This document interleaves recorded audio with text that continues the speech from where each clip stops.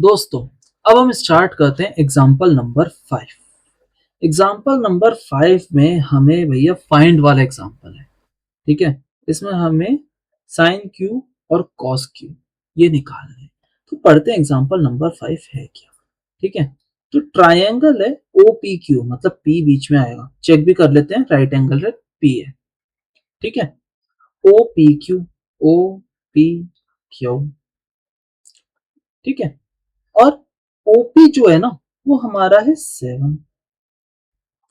यहाँ पे ना एक स्टेटमेंट दे रखी है, O Q minus P Q is equal to में 1 सेंटीमीटर। ठीक है जी, इसका हम बाद में देखते हैं यूज केस क्या निकालेंगे। अभी हमें क्या करना है, चलिए जो भी दे रखा है हम एक काम करते हैं, पाइथागोरस थ्योरम लगा ही लेते हैं। एटलीस्ट कुछ तो निकलेगा, कुछ तो साइड्स वाइड्स निकलेंगी, कुछ तो हेल्प होगी। चलिए ठीक है। तो पाइथागोरस थ्योरम यहाँ पे क्या लगेगी, ओ क्यू का स्क्वायर इज इक्वल टू में ओ पी का स्क्वायर प्लस, अच्छा एंगल में मार्क करना भूल गया क्योंकि हमें क्यू निकालना है, तो एक्यूट एंगल हाथ के आप मार्क कर लो।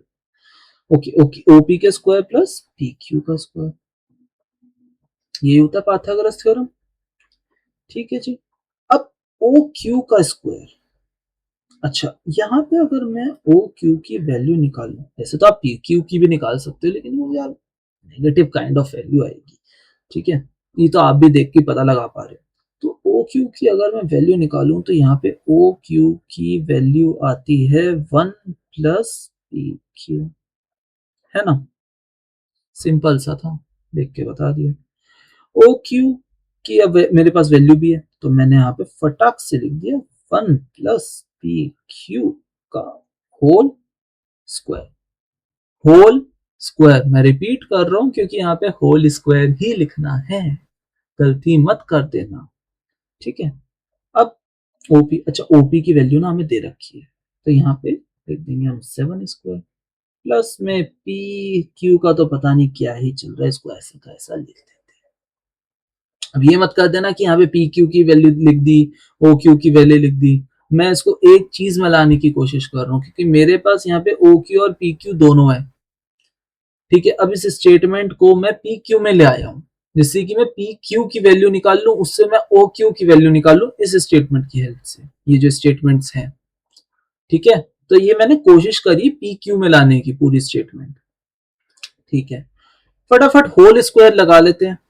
तो 1 स्क्वायर प्लस पी क्यू का square plus 2 multiply by 1 multiply by P Q, यही होता है, इज इक्वल टू में 49 प्लस में पी क्यू का स्क्वायर। ठीक है जी, अब ये तो भैया 1 प्लस पी क्यू का स्क्वायर प्लस में 2pq आ गया, इक्वल टू में 49 प्लस पी क्यू का स्क्वायर। ओके जी, अब मैं क्या देख रहा हूं यार, दोनों तरफ ना पी क्यू स्क्वायर है, माइनस कर दूं, सब्ट्रैक्ट कर दें both side, subtract P Q square both side. अगर मैं सब्ट्रैक्ट कर दूंगा 1 plus P Q square minus P Q square plus 2pq equal to में 49 plus P Q square minus P Q square, यहाँ से ये कट गया, यहाँ से ये कट गया, एज सिंपल एज दैट। बचा क्या, 1 plus 2pq is equal to में 49। दोनों तरफा अगर मैं 1 माइनस कर दूं, सब्ट्रैक्ट 1 फ्रॉम बोथ साइड,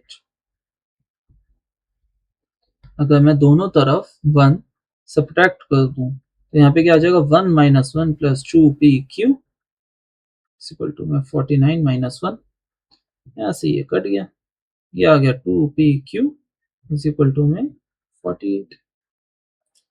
थोड़ा सा लेंदी वे में समझा रहा हूँ, लेकिन समझा इसलिए रहा हूँ जिससे कि आपके कॉन्सेप्ट्स जो हैं वो क्लियर रहें। कई क्वेश्चंस ऐसे आते हैं जिसमें भैया डायरेक्ट कटिंग नहीं होती, एलएचएस और आरएचएस में। तो इसलिए मैंने क्वेश्चंस ऐसे करके दिखा रहा हूँ। आप चाहे तो शॉर्टकट्स आजमा सकते हैं, नो इश्यूज, लेकिन उसका नाम शॉर्टकट ही रखिएगा, उसको मेथड मत बना लेगा। ठीक है, अब मैं दोनों तरफ से divide two from both side. ठीक है जी, 2pq by 2 is equal to मैं 48 by 2 कट। pq की वैल्यू आ गई है भैया 24, as simple as that। अब pq की तो हमारे पास वैल्यू आ गई है, op की वैल्यू हमारे पास पहले से ही थी। op की वैल्यू क्या थी 7। अच्छा, हम फटाक से ना ट्राइंगल पे भी मार्क कर देते हैं। pq की वैल्यू आ गई है हमारे पास 24। अच्छा, अब हमारे पास बचा OQ की वैल्यू। दोबारा पाइथागोरस मत करने बैठ जाना, क्योंकि हमारे पास यहाँ पे क्वेश्चन ने ही स्टेटमेंट दे रखी है। OQ माइनस PQ, PQ हमारा 24 इज इक्वल टू 1। तो OQ कितना हो जाएगा हमारा 25। यहाँ सीधा लिख देना 25। क्वेश्चन ने स्टेटमेंट दे रखी है इसलिए मैंने सीधा लिख दिया।